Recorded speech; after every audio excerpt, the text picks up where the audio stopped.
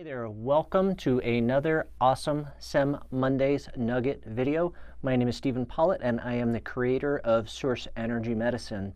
And in today's Nugget of Source Energy Medicine Wisdom video, we are going to talk about a man who I admire greatly. He was a best-selling Hay House author. And of course, straight off the bat, we are simply going to talk about who Dr. Emoto is and why Dr. Emoto's research was so important in the early days of Source Energy Medicine. And you'll see some photos of Source Energy Medicines that were taken at Dr. Emoto's lab in Tokyo. Dr. Emoto was a Japanese scientist. He was featured in the film What the Bleep Do We Know, and that literally took his small area of research and really brought a very, very wide exposure to it. I started sharing Source Energy Medicine in 2005, and What the Bleep was released, I believe, in 2004.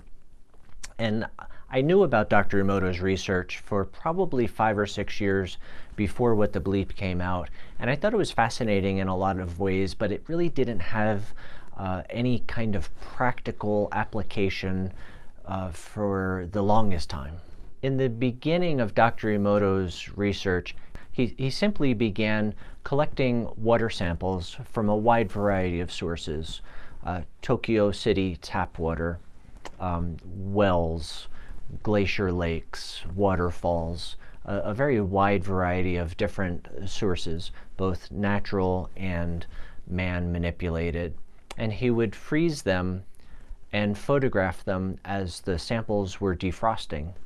And what he found was that some samples created these beautiful crystal-like images, and I'll share some with you here, and others did not. And what his research ultimately led to was that when water was in balance, when water was essentially at a state of well-being, it did create these crystalline-like images, and at the center of each of these crystalline-like images was a hexagonally shaped molecule. And that hexagonally shaped molecule was only present in water that was in balance, in harmony, and from my perspective, calibrated above 200. And his research led to conclusions that water is like a blank disk in that we can imprint upon it. And it implied that water, like humans, has consciousness and is intelligent, has the ability to retain information. So I think it was about 2006, we sent a number of samples, I believe 7 samples, to Dr. Emoto's lab in Tokyo.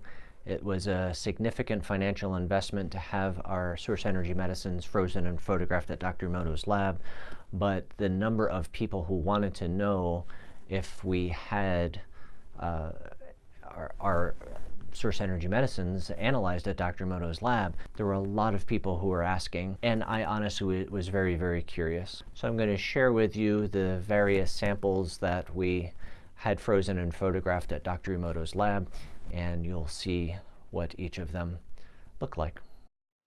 This first image that we see that was photographed at Dr. Emoto's lab in Tokyo is water that has been shown only the source graphic.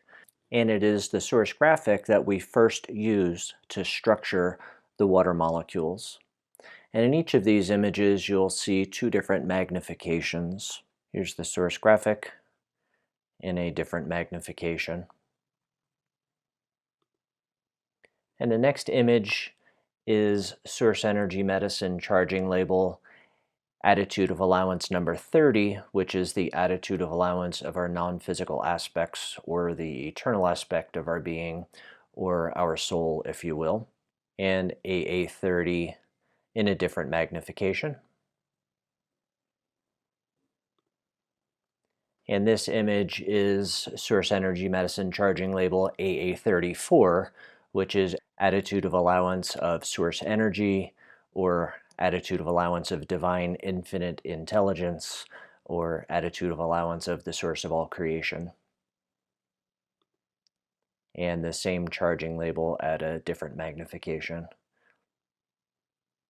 And AA34 is absolutely not only one of my favorite source energy medicines, but it is one of my favorite Dr. Emoto photographs.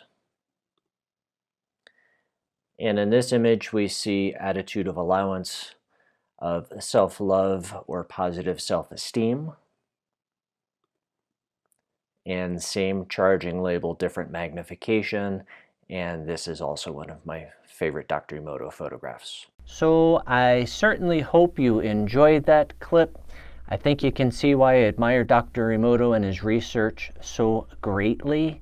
Before you run, please scroll down and leave a comment. I always love reading your comments, and I do indeed read every single one.